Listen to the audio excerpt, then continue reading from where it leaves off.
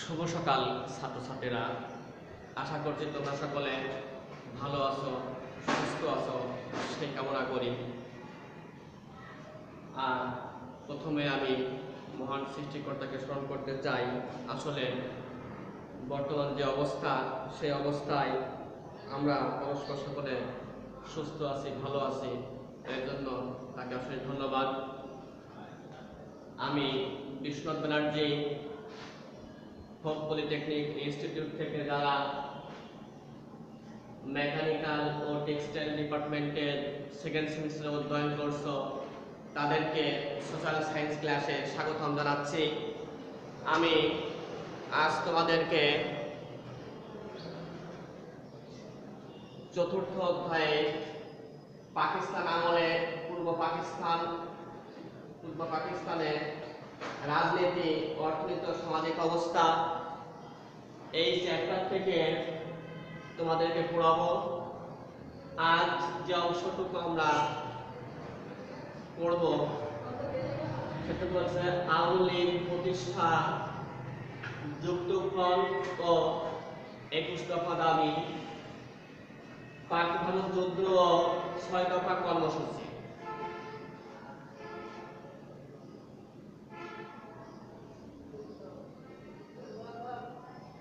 এখন আমরা পাঠে আসি।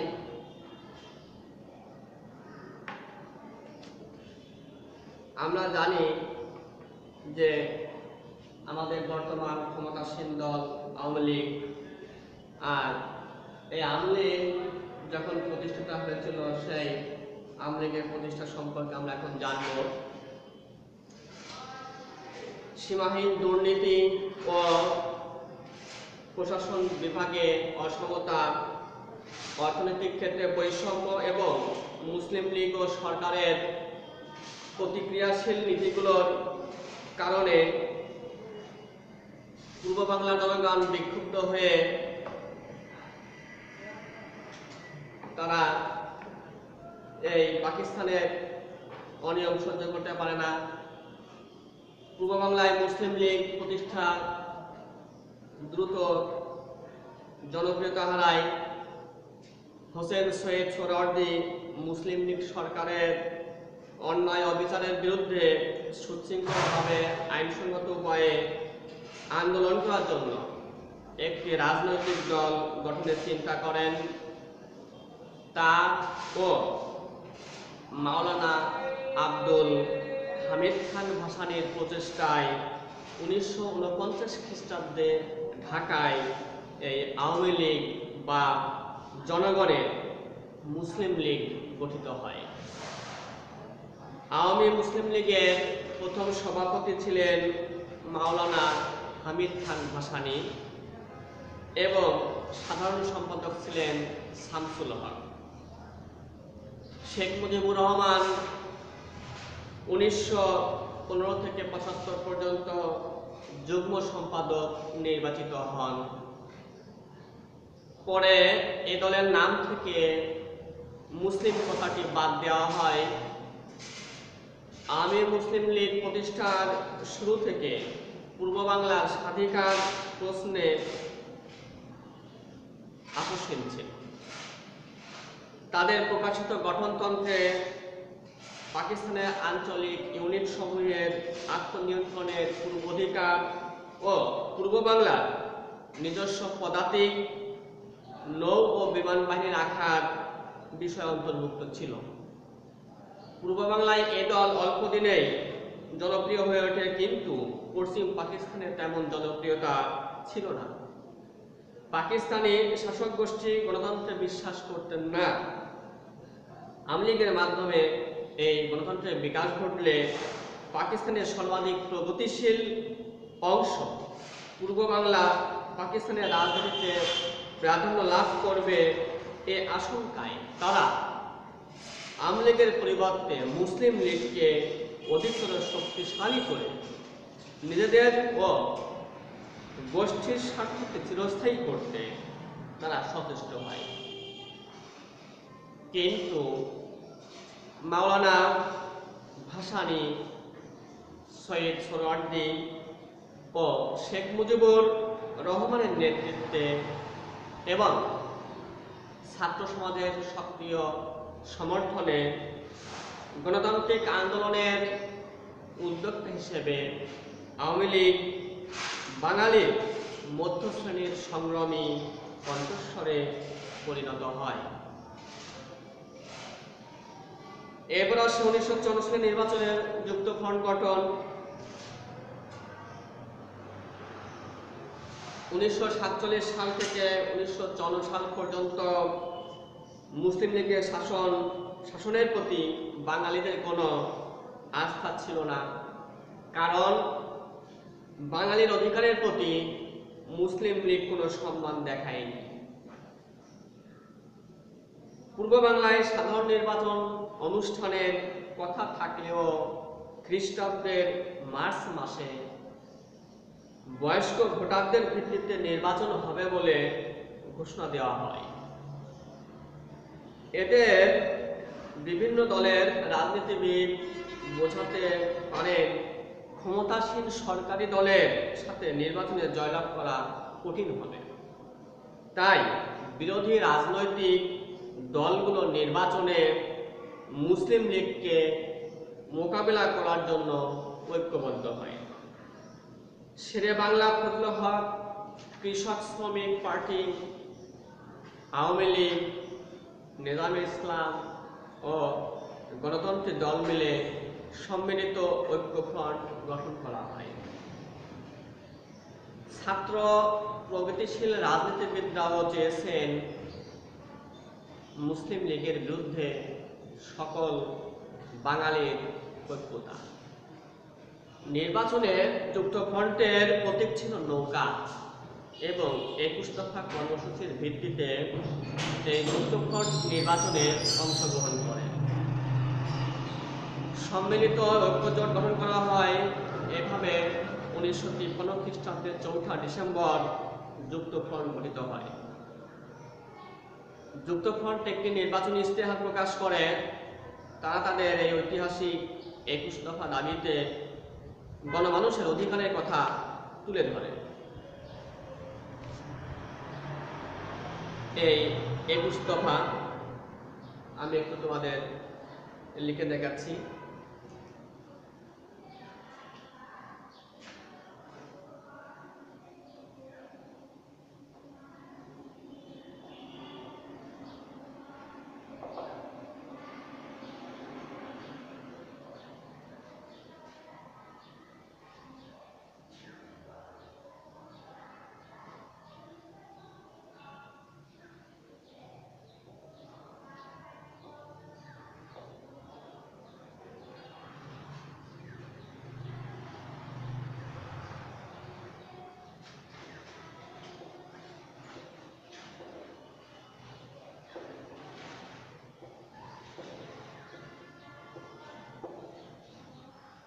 প্রথমটি ছিল বাংলাকে অন্যতম রাষ্ট্রভাষা করা।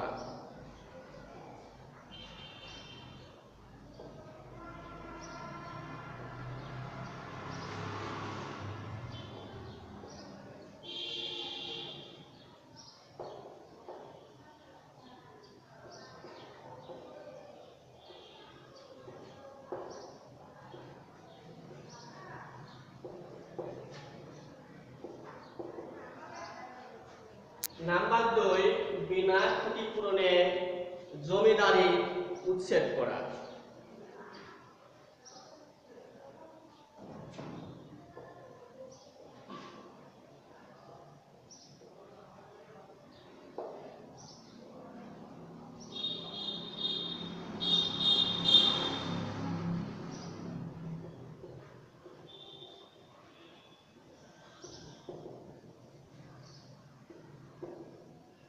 নাম্বার 3, পাটের ব্যবসায় জাতীয়করণ করা।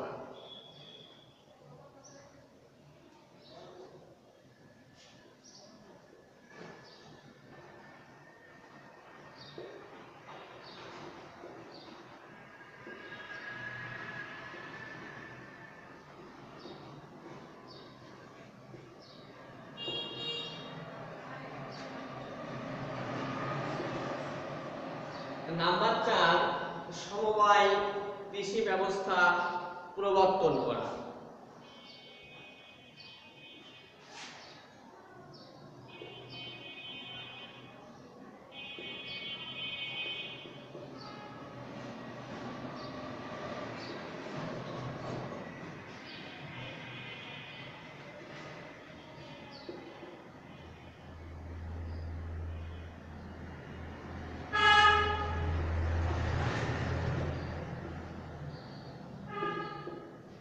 নাম্বার 5, পূর্ব পাকিস্তানে লবণ শিল্প প্রতিষ্ঠা করা।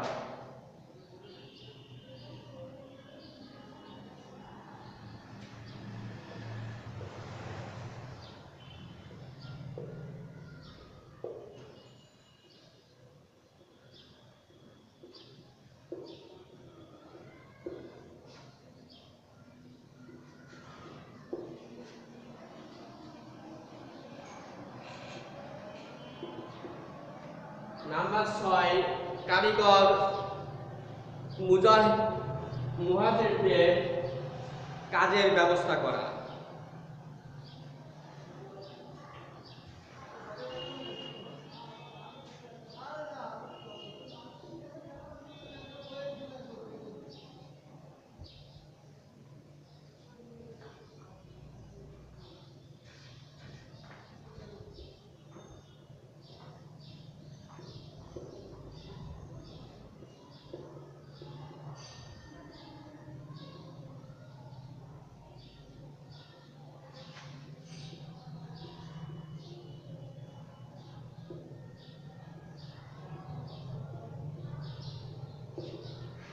নাম্বার 7, বন্যা ও দুর্ভিক্ষ রোধের জন্য খাল খনন ও সেচের ব্যবস্থা করা।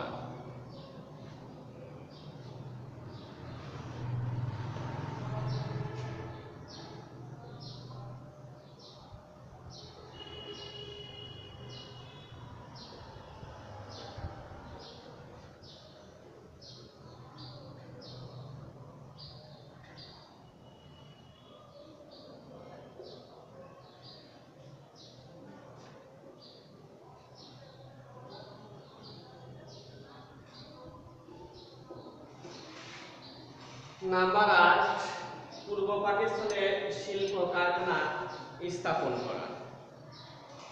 তোমরা একটু দ্রুত লিখে নাও, এখানে জায়গার সংকট, এজন্য আমি এগুলো মুছে দিয়ে আবার লিখবো 9 নাম্বার থেকে।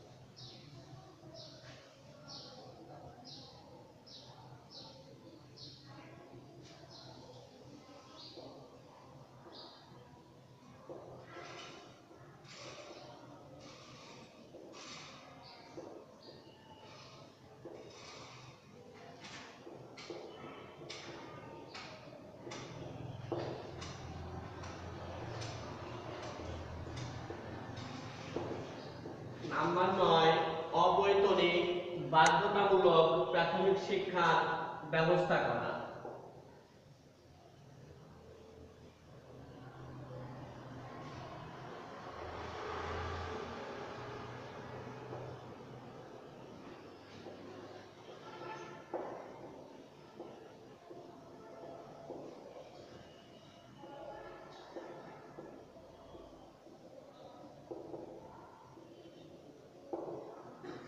নাম্বার 10, শিক্ষা ব্যবস্থার আমূল পরিবর্তন করা।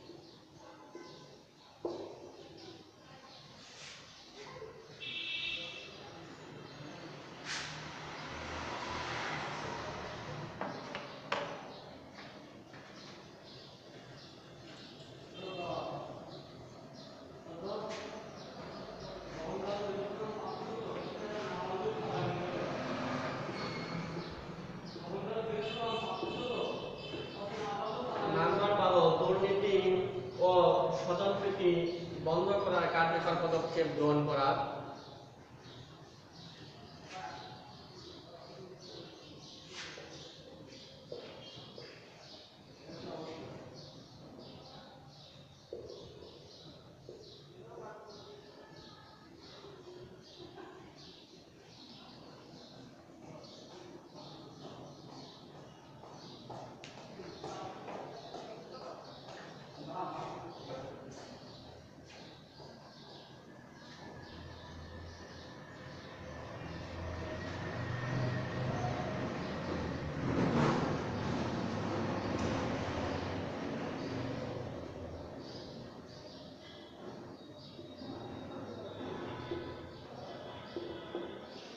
জননিরাপত্তা আইন ও অর্ডিন্যান্স জারি করা।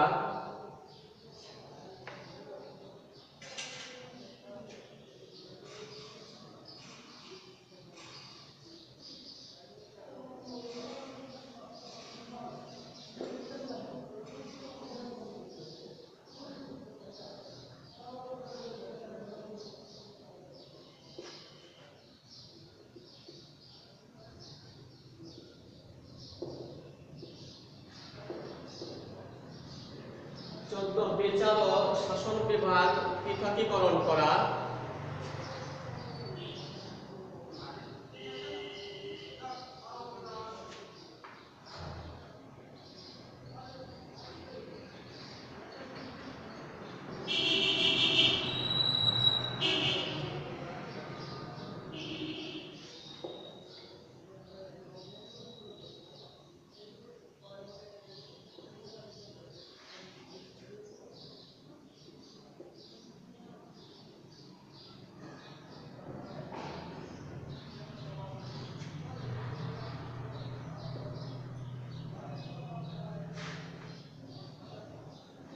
বাংলা ভাষা গবেষণার জন্য বর্তমান হাউস প্রতিষ্ঠা করা।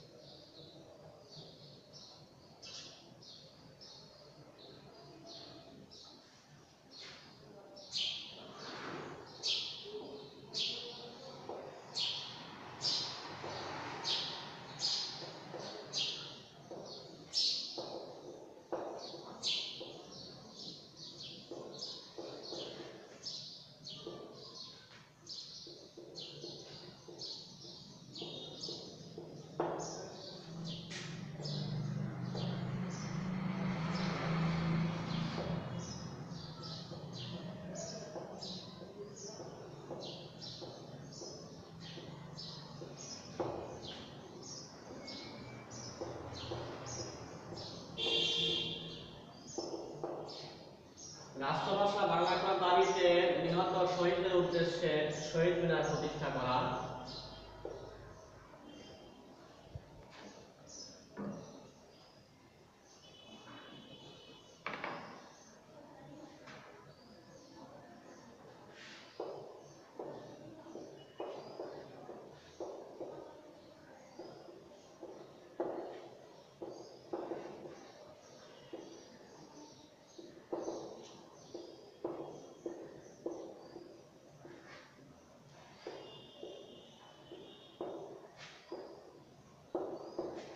একুশে ফেব্রুয়ারিকে মাতৃভাষা দিবস হিসেবে ঘোষণা করা। এছাড়াও নাম্বার 19 লাহোর প্রস্তাবের ভিত্তিতে পূর্ব পাকিস্তানের স্বায়ত্তশাসন কায়েম করা। নাম্বার 20 আইন পরিষদের মেয়াদ কোনোভাবেই বৃদ্ধি না করা। নাম্বার 21 পরিষদের কোনো সদস্য পদ খালি হলে 3 মাসের মধ্যে উক্ত নির্বাচনের ব্যবস্থা করা। এই ছিল আমাদের 21 দফা দাবি। তোমরা এই দাবিগুলি বাসায় পার দেখবা, একটু মুখস্থ করার চেষ্টা করবা। এখানে জায়গা সংকট তাদের আমি লিখতে পারলাম না। তাহলে ধন্যবাদ সকলকে, ভালো থাকো, সুস্থ থাকো।